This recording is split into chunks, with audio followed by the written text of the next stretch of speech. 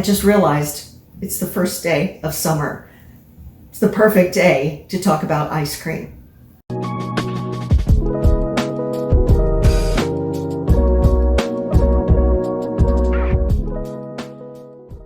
Hey, welcome back. It's been a while, and the reason why it's been a while is because I've been making ice cream.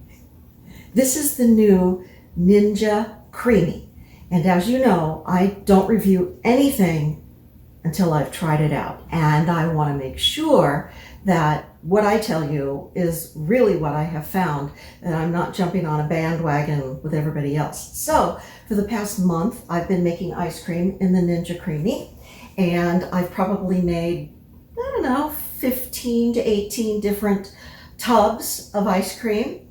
And so I thought it's time to share with you what I've learned, what I found, and I have some very important tips that you do not want to miss out on. Otherwise, you may wind up burning your machine out within the first couple of tries. So make sure you stick around and hear all of my tips. And I think you're going to enjoy the Creami, but let me tell you why, because there are some people that it may just not work for. So let's look at some of the reasons why you may want to rush out and get one, where you might want to go get one, and then I also want to share with you these need-to-know tips before, like I said, you burn out your machine, or before you say, this isn't anything like I thought I was getting. So I'm going to begin by showing you my favorite type of creamy ice cream to make, and that is one made with a protein powder and a lactose-free milk. And notice there are two different sides to the container. Well, I shouldn't say sides. One is scoopable and one side to pay attention to if you're making something that's more like a drink. So here is the type of lactose-free milk that I'll be using for this recipe. I love the fact that they make so many different types of milks. You can also use, as I showed, a coconut milk, almond milk. Any other type of milk is fine as well. And I am going to add the chocolate mousse to this. I love this protein powder. I'm not affiliated with them, but I just thought I would show you exactly what I'm using because it dissolves almost instantly. There's no added sugars. There's low calorie, 25 grams of protein. Really love it. I also love the zipper that they put on the inside of the pouch. I know that's funny to say, but it's the type of zipper that doesn't get full of the powder, and so it's very easy to close and keep it sealed properly. So anyway, just thought I would share that. So I'm going to put a scoop of that protein powder in. I'm also going to add, there's that little zipper. I'm also going to add a little bit of a chocolate pudding, and this is to create more texture. I'm not using coconut cream now. Later I will. The pudding and pie filling, this is a sugar-free, and you can see I used a tablespoon. I'll show you later why that was a little too much. Okay, so I blend it all together, and there are some bubbles on top, so I'm going to let that sit on the counter for a few minutes before I take it into the freezer and let it sit for 24 hours. Something you're going to notice when you pull your mixture out of the freezer is there's a bump right in the middle. I'm not really sure what causes that, but you need to scrape that off. And so here's one of the tips that I wanted to give you. I'm using a very inexpensive, I guess it's a cheese slicer or scraper. You could probably use it for cucumbers, vegetables, but I use it because it allows me to get my hand down into the top of that container and scrape that bump away. So here's the other tip. It is not going to take you 20 minutes to scrape that bump away, but you do need to let the mixture sit on your counter for at least 15 minutes before you begin to spin. And that is because it will be so hard coming from your freezer that you run the risk of burning out your motor. These machines are not designed to spin ice, and you must let it sit on your counter for at least 15 minutes. And I try to leave mine sitting for 20 minutes.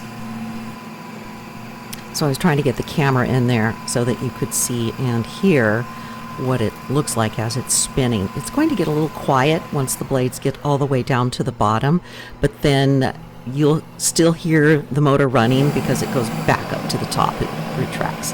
Now, if you don't have enough cream in your mixture, you'll get that powdery look, and you will want to re-spin the mixture.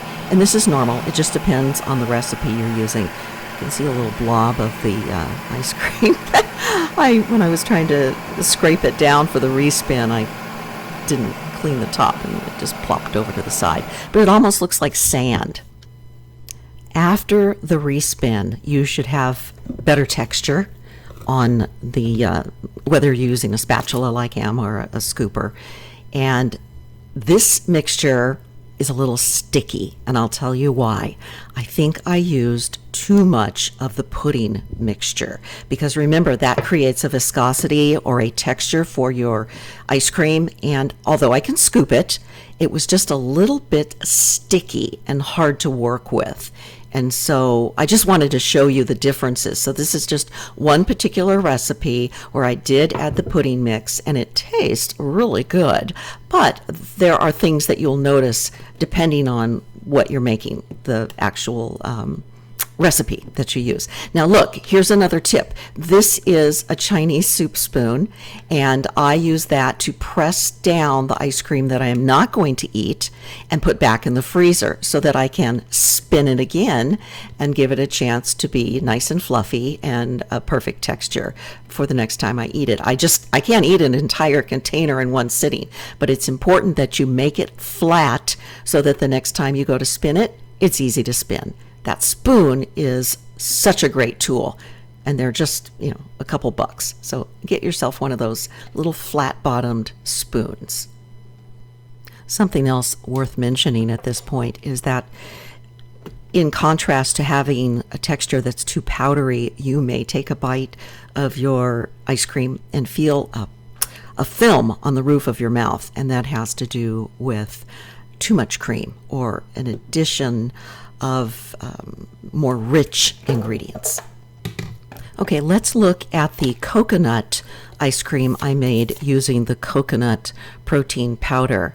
And again, I'm using a scraper to take care of that bump that was on top. And now I'm going to spin it. This is after it was on my counter for probably 20 minutes. That's what I usually try to do. And now we're going to spin it.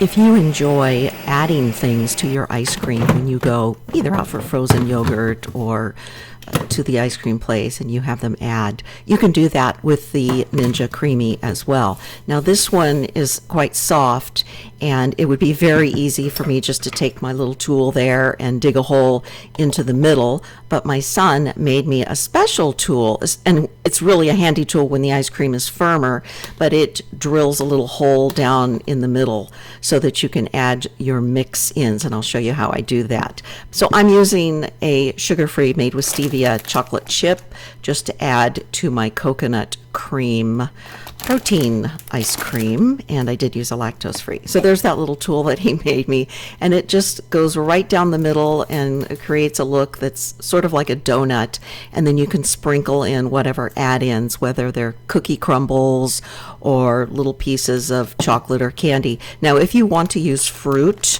make sure it is not frozen, and make sure that you chop it up into smaller pieces. Again, this is an ice cream maker. It's not designed to do a lot of chopping, and certainly frozen fruit can give it some problems, so don't take that chance. Okay, I want to show you a regular recipe. This is saffron ice cream, and it was a recipe that I used, that I looked up online. I made a full tub of it. There is regular ingredients, let's say. There was a lot of cream in this, but I did use the lactose-free milk. But there was no protein powder, and there was no pudding added to this. So I want you to see the texture and how different it turned out. So I am doing a regular spin on this, and did a 4-minute spin. You can see the little pieces of saffron being flicked about as it is doing its job in spinning it up.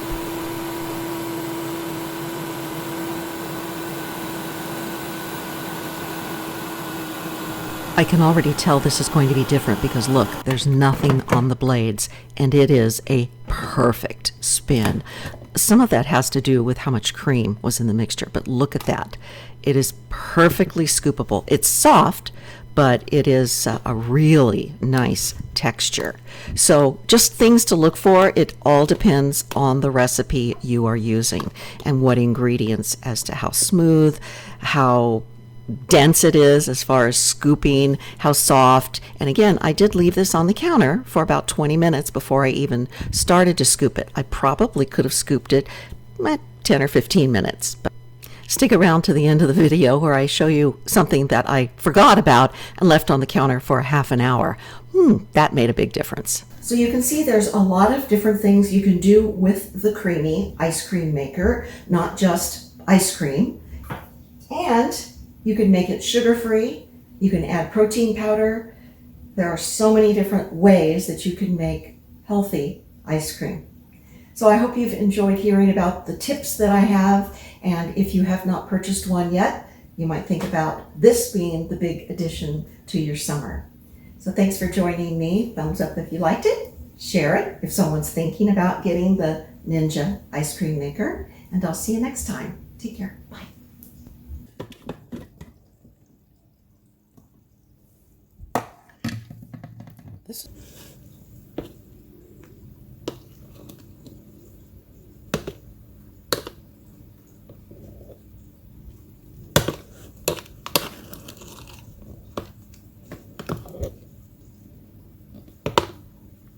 Well, this is because it sat out for a half an hour, which instead of 20 minutes. But if you like soft serve, this is perfect soft serve. So it's too soft to be scoopable. It's like a really thick milkshake, probably like a Wendy's. I do not need a respin on this one because it's already very spun.